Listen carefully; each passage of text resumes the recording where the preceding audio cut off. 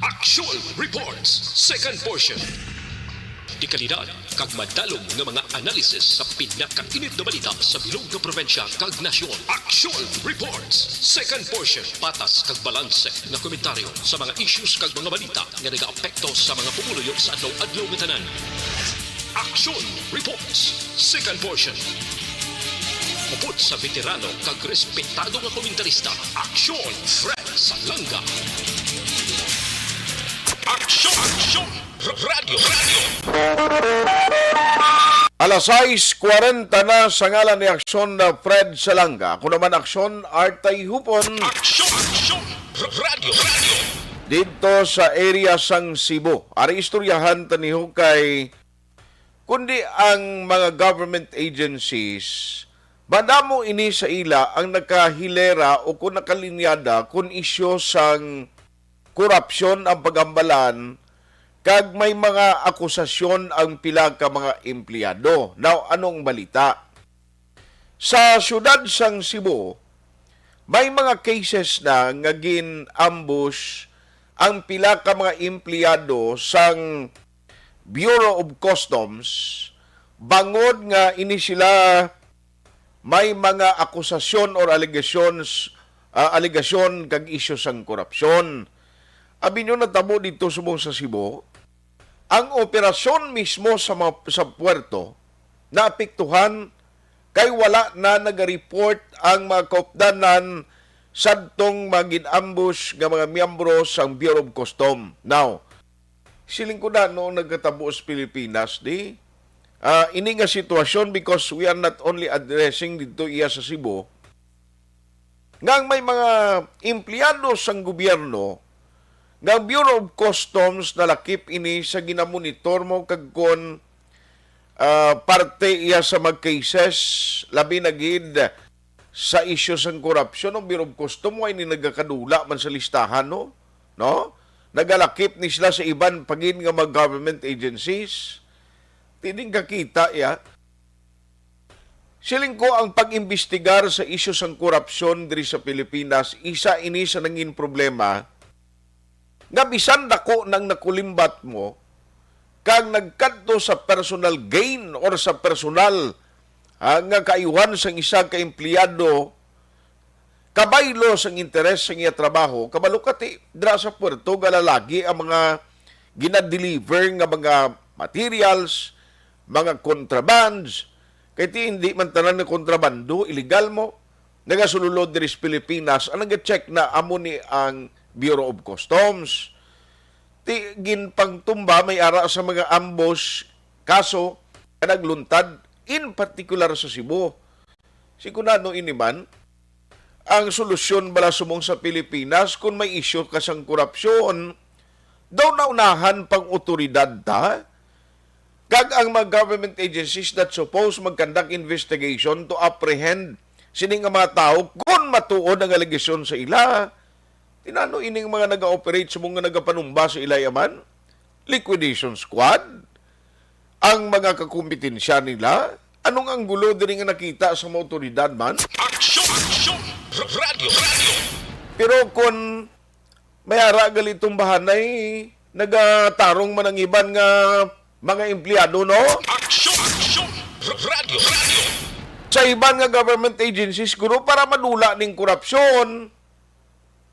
Diyan mayo man nga pang tiruhon ni sila o kung asasinahon.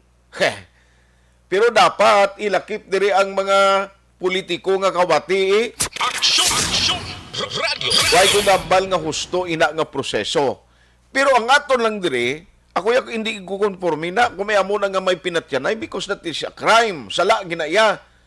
Pero nga ang question, mas nga nauna pa ang pagpatay, pag-ambush ni sa ila, compare sa investigation sa aton authorities, agon mapasakaan kag maimbestigaran kung tuod giman ni nga nagkatabo dira ang isyu sa korupsyon sa sining nga mainsya sa gobyerno ta. Aksyon Radio. Kung hindi masampulan, di magtarong ang mga pumuluyo. May ginasundan ayhan o nano nga sitwasyon, tikabay pa hindi niya magsigi. kag may imbestigaran sa mga authorities kung ano gin exactly ang nangin reason sini. Kay latawa-huway na nagari-report ang mga empleyado sa Bureau of Customs Siboto.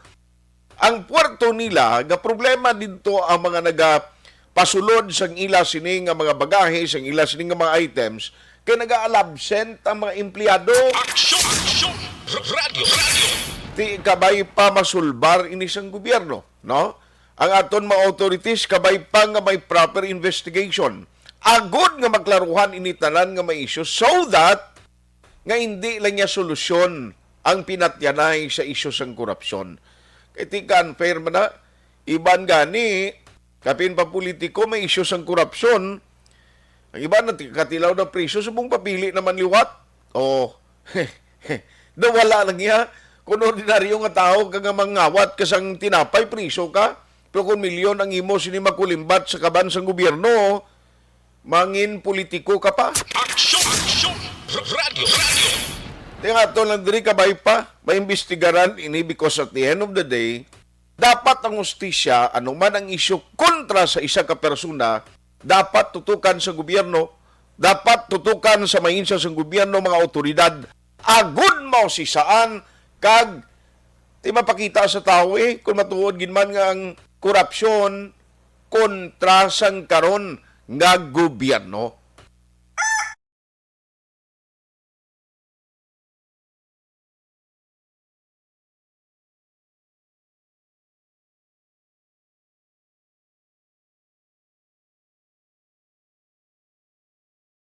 Bangod sa pamahog sing COVID-19 pandemic, madamo sing kompanya kag local government unit ang nagpatuman sang work from home sa ilang mga empleyado. Naga-work from home kung naka-close contact sa nagpositibo sa virus o kung mismo nagpositibo sa COVID-19. Madamo sang benepisyo ang mahatag sang work from home, pero hindi naton malikawan nga ma-bored kag ma-stress bangod sa sini nga setup sa masobra na isa ka tuig nga pagpakiaway sa COVID-19. Base sa pagtuon sa United Nations International Labour Organizations, nagatugas sing stress ang tuman niya pag-usar sa gadgets kangay sa cellphone kag computer. Gani, iyarin tila ng mga poslanong nga action tips sa mga nag-work from home. Una, mag-set up sa workspace sa mga balay sa tuyo nga makafocus sa inyong trabaho. Ang workspace ay hindi kinahanglan nga dako nga kwarto, ang importante, komportable ka sa imong trabaho. Matapos ang pila ka oras nga nagapungko ka mag-computer, dapat may tion nga mag-stretching agud malikawan nga ma-strain ang imong likod o konliog. Time management. Manghimo sa imong time schedule kag mga talapuson nga trabaho para mangin organisado. Magkaon sa husto nga tion, labi na ang pamahaw kag pilion mapagkaon nga maka-boost sa imong memory, concentration kag alertness kaangay sa pumpkin seeds kag dark chocolate. Kung mayaras mga online meetings, advance sa ipahibalo sa imong mga upod sa balay, agud malikawan ang mga disturbo. Ang pigaw nga internet connection ang makatugas sa stress, gani ipreparar ang backup kaangay sa ibang network na may maayong signal para sa mobile data. Take a few breaks. Ini sa tuyo nga hindi ma-drain ang imong brain, maghampang sa imong pet o kung magpumati sa music. Sa tion nga may concern kag problema, ipabalo sa imong team leader o kung sa boss para masolusyonan. Sa work from home nga setup, ikaw ang may uyat sa imong nga oras. Makasave ka sa plete, makasave ka sa pagkaon, makasave ka sa kwata, kag makaupo no pa ang imong pamilya. Ang work from home ay may madamo nga hangkat, pero mas madamo sa gihapon ang mahatag nga benepisyo. Ini si Action Dore Cabato para sa Action Tips, una sa balita, una sa aksyon, sa Bacolod, Aksyon Radio. Ang elementary nga evacuation center na concern din baha man. Uy, Kasi ginagamat-amat pumansaka ang tubig. Actually, ikaw po Hindi mo medyo mataas na ang tubig. So, ulat natin nga basic para traffic to or nag-traffic dito sa sulod ang Mang continuous rain ang isang good factor sa pagsaka sa sining tubig sa subong. Ang Pilipinas sa mayroon ng early warning system para mahibaluan ang lakas ng panahon. Gani, wala sa rason nga hindi kita makapreparar karon ni rainy season. Yari ang pila ka mga action tips nga dapat mo may baluan. Kung nagapuyo sa lugar nga masabi ginabaha, mag-monitor sa balita para sa anunsyo sang pag-asa sa lakas sang panahon. Isa sa pinakapos nga pamaagi para malikawan nga magsulod ang baha sa balay, among paggamit sang sandbag. Ang sandbag ang isa ka sako nga may unod nga balas nga pwede ibutang sa pertahan o kung ginaagyan sang tubig para temporaryo nga makontrol ang pagsulod sang tubig sa inyong nga balay. Antes naman ng rainy season, dapat nakapreparar ka na sa pagkaon, flashlight, pito, kandila, hygiene kit, power bank, transistor radio, importante nga mga dokumento kag iban pa nga kinahanglanon. Ini ang dapat isulod sa go bag nga dapat ibutang sa isa ka lugar nga mapus kuhaon sa tion nga kinahanglan nga mag-evacuate. Sa tion sa pagbaha dapat butangan sang tape ang saksakan sa mga outlet kag ibutang sa mataas nga mga lugar ang appliances. Kunyara sa evacuation center, dapat man nga ipatuman ang minimum health protocol, face mask, face shield kag social distancing batok sa COVID. Sa panahon sa tig-ululan, dapat man proteksyonan ang ikaayong lawas batok sa pila ka mga masakit, kang isang dengue, leptospirosis, cholera, typhoid fever, hepatitis A. Nagpanugyan man ang DOH kay pabili ng proper hygiene kay pag-inom sang limpyo nga tubig. Lutuon sang husto ang pagkaon para malikawan ang contamination. Maghugas sang kamot antes kag pagkatapos ang kaon kag matapos nga mag-usar sang banyo. Likawan man ang paglangoy o kon pagtubog sa baha. It is Action Dale Salazar para sa Action Tips nga nagapahanundong nga maghalong sa tanan nga tion. Good day everyone! Ako gali si Ann Defensor of Action Radio Bacolod. Kag subong sa 5 years na ako nga nagatrabaho for Action. And nagapasalamat ako syempre sa management sang sining ako nga trabahuan bangod sa ilang paghatagban bulig sa akon agud nga mas nga mapa-improve ang akon iyang ikasarang sa patag sa paghambal sa kahanginan kag syempre sa mga pagpakita pagid sang abilidad ko hindi lamang sa mikropono kundi pati man sa field. Sa liwat, madamo nga salamat Aksyon na Radyo Bacolod kag syempre sa amon man nga station manager Ma'am Nona Di Maala Magbanwa para sa pagbulig sa amon agud nga mas mapaayo pagid kag mangin produktibo kami nga mga kabataan sa sining nga henerasyon. Kag syempre, nagapasalamat man ako sa Ginoo kay tungod nga naglawig ako diri sa Action Radio kag mas nga na-improve ang akon kaugalingon. Happy anniversary Action na Radyo Bacolod! Una sa balita, una sa Action, sa Bacolod, Action Radio. Ako gali si Andres Polgar diri sa Technical Department sa Action Radio. 28 years na ko di sa Action Radio. Kami diri mag-duty diri sa control sa technical. Mag-assist sa anchorman, troubleshooting, incoming calls. Okay, gito ni diya kay daw daw lutod, mag-abyan, ganinsindihan ay kapin pa sa pagdumala ni Madam daw Mayo kung ano mga problema ginatagaan niya gid sang solusyon kapin pa sa kinahanglan sa among mga pamilya tanan kami dialos pwede sa operation.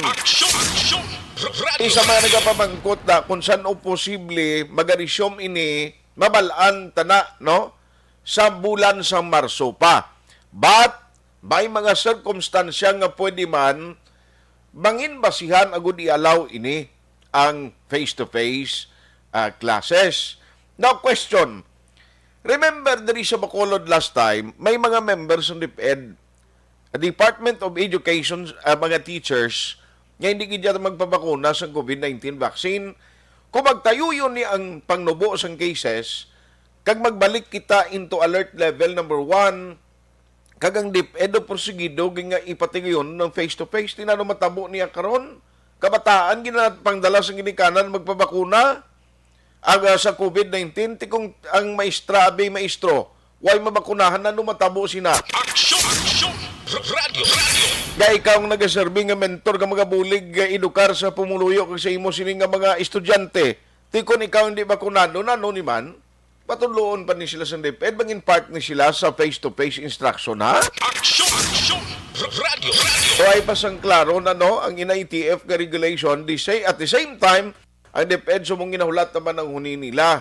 Galing hindi ko masawaan ng ambal sang sang may World Health Organization, nga nagapati sila ng pag-drop sang cases because nagkalma man ang pagpatigayon sang massive testing no sa publiko. Ay daway gana sila yung untatan ng isyu sa COVID, way pagid mapuno ang bulsa nyo. Action Radio. Sa iban nga mga nasyon sa California, hindi na gani sila sa uli ni kuan mo magamit face mask. Wadaan ning mga negosyante ka face mask. Pero malantayan ta ha. No, kung kandaan ng DepEd, they are trying now to prepare the schools and the teachers for the face-to-face. But, ina siya posible matigayon pa sa bulan sa Marso. Ti anong say sa mga parents di? O, padala yung inyo mga kabataan na sa bulutuan. Is it necessary now? Ngay balik na sa bulutuan ng mga estudyantita o tatlong ng module instruction. Makapaayo ayan ini sa aton nasyon, sa aton komunidad. Na amo pa ng balantayan. Pero dapat siniguro, antes kita maghimo tikang ang gobyerno, kung may tiyempo kamo, medyo kulukonsulta bang kamo sa pumuluyo o kon sa mga ginikanan. Amo na kasimple, no? Kulukonsulta bang kamo, hindi ka mo magsunod diya sa taga-FDA, kag sa DILG nga nagmando na siling niya. Total, mga piki nga, mga bulong na pamaligya sa Tiangge, hindi ta napagtugutan nga mga Tiangge makabaligya bulong, ay kalain. Hindi niya solusyon nga dumilian kaguntaton mo lang na, no? Nga mo lang nakasimple. Kagabi nga ni sila ni Councilor Ramos, hindi kung naikomporme, tinunto na yung klase nga mando o kon kasuguan. Alam nga mapiliton karon o kagtao ya mo ang masakripisyo daw hindi amo. Kung si Action Fred ba hindi niya tinunto, trinay na. Mga trabaho kasub